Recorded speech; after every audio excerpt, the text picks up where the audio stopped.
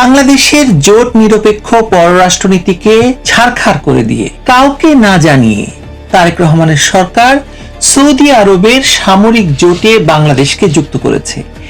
এর সরাসরি ফলাফল হলো ইরানের শত্রুতে পরিণত হওয়া। কিছুদিন আগেই আমেরিকার আক্রমণে নিহত ইরানের সর্বোচ্চ নেতা আলী খামেনির জানাজায় অংশ নিয়েছিলেন দেশের স্পিকার সহ জামায়াত এবং এনসিপি নেতারা। তখনও কি তারা জানতেন যে ইরানের ঘোষিত শত্রু সৌদি আরবের সামরিক জোটে বাংলাদেশ যুক্ত হচ্ছে? তার মানে বাংলাদেশকে একটি যুদ্ধ জোটের অংশ করা হলো, আর বাংলাদেশের মানুষকে তা জানানোর প্রয়োজনটা বোধ করেনি সরকার। কারণ সরকার জনগণের নয়। প্রশ্ন হলো, বাংলাদেশ যদি কারো সঙ্গে বৈরিতা নয়, সবার সঙ্গে বন্ধুত্বের পররাষ্ট্রনীতি বজায় রেখে এই যুদ্ধ জোটে যুক্ত না হতো, তাহলে কি বাংলাদেশের কোনো ক্ষতিবৃদ্ধি হতো? আসলে লাভ ছাড়া ক্ষতি হতো না। এখন দেখা যাক এই সামরিক জোটে যোগ দিয়ে বাংলাদেশ কি হারাচ্ছে আর কি পাচ্ছে।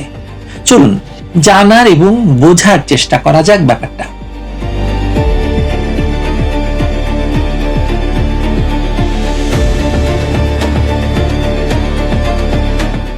শেষ পর্যন্ত বাংলাদেশের জোট নিরপেক্ষ পরিচয়টি ঘুচিয়ে দিল তারেক রহমানের সরকার এবং সৌদি যুদ্ধ জোটে যোগ দিয়ে বাংলাদেশকে ইরান, ইসরায়েল, যুক্তরাষ্ট্র সংঘাতের একটি পক্ষ বানিয়ে ফেলল। সরকার একে যতই সামুদ্রিক নিরাপত্তা বা বাণিজ্যিক জাহাজ চলাচল রক্ষার উদ্যোগ হিসেবে দেখাক না কেন, বাস্তবতা হলো এই জোট এমন এক সময়ে এবং এমন একটি সামরিক প্রেক্ষাপটে গঠিত হয়েছে যেখানে সৌদি আরব, যুক্তরাষ্ট্র এবং ইসরায়েলের বিপরীতে দাঁড়িয়ে আছে ইরান এবং ইরান সমর্থিত হুতি বাহিনী। ফলে এই জোটে বাংলাদেশের নাম যুক্ত হওয়ার অর্থ শুধু লোহিত সাগরে জাহাজ চলাচলের পক্ষে অবস্থান নেওয়া নয়। এর অর্থ হলো মধ্যপ্রাচ্যের চলমান সংঘাতে একটি নির্দিষ্ট সামরিক বলয়ের সঙ্গে নিজের রাষ্ট্রীয় পরিচয়কে জুড়ে দেওয়া। যে বাংলাদেশ এতদিন বলেছে সবার সঙ্গে বন্ধুত্ব, কারো সঙ্গে বৈরিতা নয়, সেই বাংলাদেশ এখন এমন একটি জোটের সদস্য যার সম্ভাব্য সামরিক লক্ষ্য কারা সেটি বিশ্ববাসীর কাছে মোটেই অস্পষ্ট নয়। আরো উদ্বেগের বিষয় হলো এই মৌলিক পররাষ্ট্রনৈতিক পরিবর্তনের আগে জনগণকে কিছুই জানানো হয়নি। সংসদ চলছে, সংসদ কিছুই জানে না, সংসদে কোনো আলোচনা হয়নি, এমনকি দেশবাসীকে বোঝানো হয়নি কেন বাংলাদেশের জাতীয় স্বার্থ রক্ষার জন্য ইরান এবং হুতি বিরোধী বলে বিবেচিত একটি যুদ্ধ জোটে যোগ দেওয়া অপরিহার্য হয়ে পড়েছিল। অর্থাৎ তারেক রহমানের সরকার শুধু একটি আন্তর্জাতিক চুক্তিতে স্বাক্ষর করেনি, তারা বাংলাদেশের দীর্ঘদিনের ভারসাম্যপূর্ণ পররাষ্ট্রনীতির জায়গায় একটি পক্ষ নির্ভর সামরিক অবস্থান বসিয়ে দিয়েছে। বিষয়টি নিয়ে বিতর্ক শুরু হওয়ার পর প্রধানমন্ত্রীর পররাষ্ট্র বিষয়ক উপদেষ্টা হুমায়ুন কবির সংবাদ সম্মেলনে যে ব্যাখ্যা দিয়েছেন সেটি ব্যাখ্যার চেয়ে ধামাচাপা দেওয়ার চেষ্টাই আসলে বেশি মনে হয়েছে। তিনি বলেছেন বাংলাদেশ কোনো যুদ্ধে অংশ নেবে না। আবার একই সংবাদ সম্মেলনে তিনি বলছেন এই জোট কার্যকর করতে যা যা প্রয়োজন বাংলাদেশ তা পাঠাবে।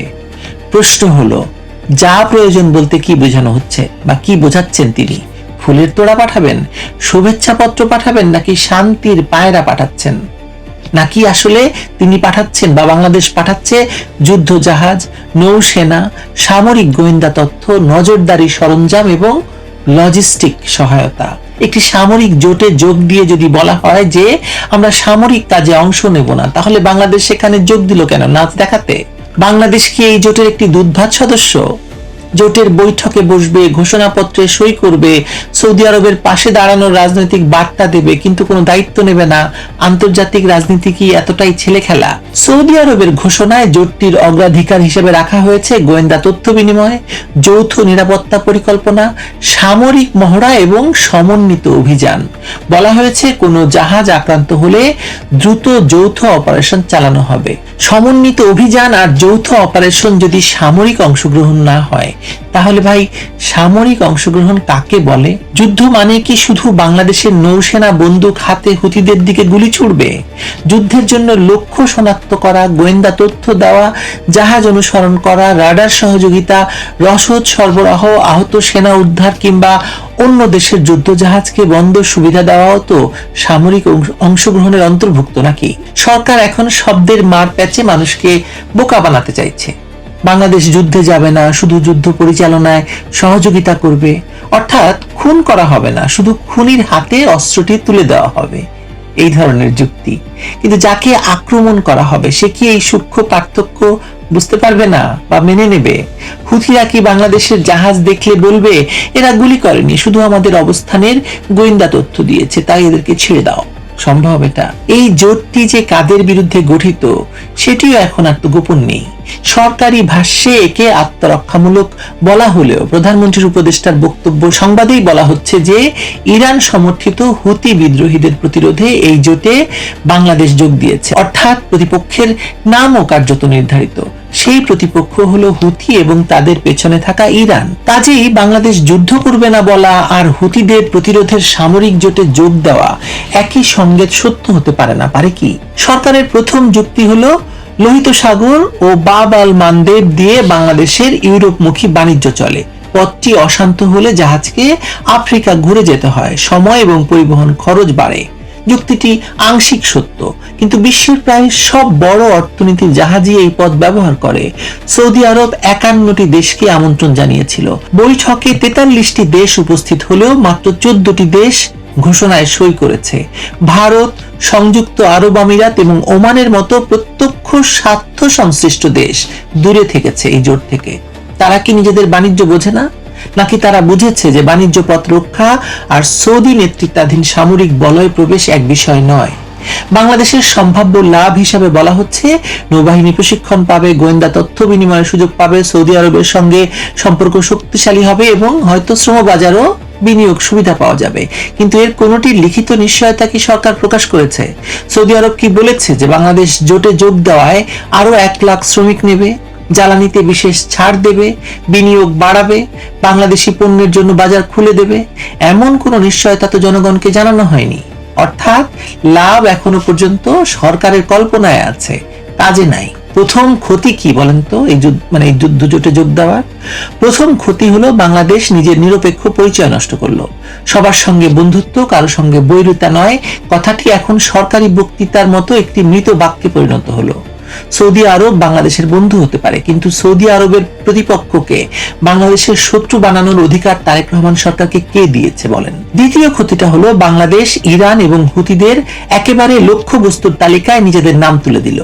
আজ বাংলাদেশ হয়তো যুদ্ধ জাহাজ পাঠাবে না, কিন্তু বাংলাদেশের পতাকাবাহী জাহাজ, বাংলাদেশমুখী জ্বালানি ট্যাঙ্কার কিংবা মধ্যপ্রাচ্যে থাকা বাংলাদেশি নাগরিকদের বিরুদ্ধে হুমকি হলে বা হুমকি তৈরি হলে তার দায় কে নেবে? তারেক রহমান। হুতি বাহিনী বহু বছরের যুদ্ধে অভিজ্ঞ এবং পশ্চিমা সামরিক চাপেও তাদের সক্ষমতা পুরোপুরি ধ্বংস করা যায়নি। এমন একটি শক্তিকে বিনা প্রয়োজনে প্রতিপক্ষ বানানো কৌশল নয়, আত্মঘাতী দুঃসাহস। তৃতীয় ক্ষতিটা হলো জ্বালানি নিরাপত্তা। বাংলাদেশ এমনিতেই তেল, এলএনজি এবং অন্যান্য জ্বালানি আমদানির উপর নির্ভরশীল। মধ্যপ্রাচ্যে যুদ্ধ বিস্তৃত হলে বাংলাদেশকে দুই দিক থেকেই মূল্য দিতে হবে। একদিকে বিশ্ববাজারে জ্বালানির দাম বাড়বে, অন্যদিকে একটি পক্ষের সামরিক সহযোগী হিসাবে বাংলাদেশি জাহাজের ঝুঁকিও বাড়বে। যে জোটে গিয়ে জ্বালানি নিরাপত্তা রক্ষার কথা বলা হচ্ছে, সেই জোটই বাংলাদেশের জ্বালানি পরিবহনকে নতুন বিপদের সামনে ফেলে দিচ্ছে। চতুর্থ ক্ষতি হলো বাংলাদেশের নৌবাহিনীকে বিদেশি কৌশলের অধীন করে ফেলার আশঙ্কা। এই জোটের সদর দপ্তর হবে রিয়াদে, নেতৃত্বে সৌদি আরবের হাতে থাকবে। হুমকির সংজ্ঞা নির্ধারণ করবে সৌদি আরব এবং কখন যৌথ অভিযান দরকার সেটিও ঠিক করবে এই নেতৃত্ব দানকারী পক্ষ। তাহলে বাংলাদেশের অবস্থানটা কি? বাংলাদেশের নৌবাহিনী কি বাংলাদেশের সংসদ এবং জাতীয় স্বার্থের সিদ্ধান্তে চলবে, নাকি রিয়াদের সামরিক মূল্যায়নে সাড়া দেবে? রিয়াদ যদি বলে যুদ্ধ করতে, বাংলাদেশ যদি নাও চায়, তাহলে এই জোটে যোগদানের ফলে তাকে যুদ্ধ করতে হবে। ব্যাপারটা বুঝতে পারছেন তো না? পঞ্চমতম ক্ষতি হলো গোপনীয়তার সংস্কৃতি। এমন একটি সিদ্ধান্ত যার ফলে বাংলাদেশের সেনা সদস্য বিদেশে অভিযানে যেতে পারবেন, দেশের জাহাজ ঝুঁকিতে পড়তে পারে এবং একটি রাষ্ট্রের সঙ্গে সম্পর্ক বৈরী হবে, তা সংসদে আলোচনা হলো না, চুক্তির পূর্ণাঙ্গ সনদ প্রকাশ করা হলো না, কমান্ড কাঠামো, আর্থিক দায় প্রত্যাহারের সুযোগ কিংবা সামরিক বাধ্যবাধকতা সম্পর্কে জনগণ কিছুই জানল না। প্রশ্ন ওঠার পর উপদেষ্টা শুধু বললেন যুদ্ধে যাব না, কিন্তু একটি সরকারের মুখে আশ্বাস কোনো আন্তর্জাতিক চুক্তির বিকল্প হতে পারে না। ডক্টর ইউনূস নির্বাচনের 3 দিন আগে আমেরিকার সঙ্গে দেশ বিক্রির চুক্তি করলেন, আর তারেক রহমান একেবারেই গোপনে সংসদ থাকা অবস্থায় নিজেরা দাবি করছেন যে তারা নির্বাচিত সরকার, তারপরেও জনগণকে না জানিয়ে একটি জোটে যোগ দিয়ে ফেললেন। ভাবুন একবার যে বাংলাদেশের জনগণকে তারা থোড়াই কেয়ার করে। আসলে ষষ্ঠতম ক্ষতি হলো ভবিষ্যৎ সরকারকেও এই দায়ের মধ্যে আটকে ফেলা হলো। আজ বলা হচ্ছে যুদ্ধ নয়, কাল সৌদি জাহাজ বা সৌদি কোনো জাহাজে হামলা হলে জোটের অন্য সদস্যরা যদি যৌথ অভিযানের সিদ্ধান্ত নেয়, বাংলাদেশ কি তখন চুক্তি অমান্য করবে? বাংলাদেশ তখন বসে থাকবে? করলে জোটে থাকার অর্থটা কি হবে বলেন তো? আর না করলে আজকের যুদ্ধে যাব না বক্তব্যের মূল্য কোথায়? সরকার দুটি বিপরীত কথা একসঙ্গে বলছে, কারণ তারা বাংলাদেশের কাছে এক কথা আর সৌদি আরবের কাছে আর এক কথা বলেছে। মানে জোটচুরির তো একটা সীমা আছে। সরকারকে এখন পূর্ণ চুক্তিপত্র প্রকাশ করতে হবে। এই জোটে যোগদানের যে চুক্তিপত্র হয়েছে সেটা জনগণের সামনে তুলে ধরুক। বলতে হবে যে বাংলাদেশ কি পাঠাবে, কার নির্দেশে পাঠাবে, কোথায় পাঠাবে এবং কোন সামরিক অভিযানে অংশগ্রহণের বাধ্যবাধকতা আছে কিনা সেটা জনগণকে জানাক। শুধু যুদ্ধে যাব না বলে দায় এড়ানো যাবে না, কারণ সামরিক জোটে কোনো দেশ পর্যটক হিসেবে যোগ দেয় না। সব মিলিয়ে বাংলাদেশ এই জোট থেকে এখন পর্যন্ত পেয়েছে সৌদি আরবকে সন্তুষ্ট করার একটি সনদ, বিনিময়ে হারিয়েছে নিরপেক্ষতার বিশ্বাসযোগ্যতা, ইরানের সঙ্গে ভারসাম্যপূর্ণ সম্পর্ক, জাহাজ এবং নাগরিকদের নিরাপত্তা এবং স্বাধীন পররাষ্ট্রনীতি নির্ধারণের জায়গা। লাভের হিসাব কাগজে নেই, কিন্তু ক্ষতির দরজা ইতিমধ্যে খুলে দেওয়া হয়েছে। আমাদের ভুলে গেলে চলবে না, 1974 সালে ইরান সৌদি আরবের আগে বাংলাদেশকে স্বীকৃতি দিয়েছিল, আর বঙ্গবন্ধু নিহত হওয়ার পরে সৌদি আরব বাংলাদেশকে সমর্থন দিয়েছে। এই সৌদি আরবে বসে জামায়াত ইসলামীর আমির গোলাম আজম বাংলাদেশ পুনরুদ্ধার কমিটি গঠন করেছে এবং সেখান থেকে কাজ চালিয়েছে, লন্ডনে বসে কাজ চালিয়েছে। বাংলাদেশ যুদ্ধে অংশ নাও যদি নেয়, তাহলেও সামরিক জোটে থাকার দরকার নেই।